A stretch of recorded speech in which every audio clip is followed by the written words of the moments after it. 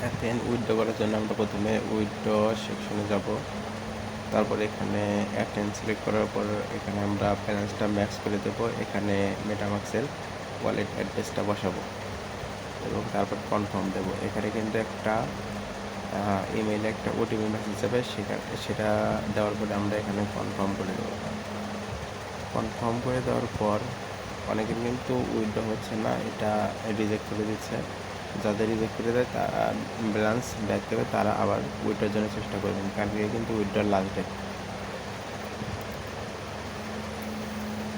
Withdraw করার পর আমরা প্রথমে মেটামাক্সে এই অ্যাথেনটা সিলেক্ট করে দেবো। তার জন্য আমরা এই ওয়েবসাইটটা ব্যবহার করবো। এখানে ওয়ালেট কানেক্ট করার পর কিন্তু আমরা ওয়ালেট কানেক্ট করার পর কিন্তু অটোমেটিক এই পার্থেন নেটওয়ার্কটা সিলেক্ট করার অপশন আমরা পেয়ে যাব।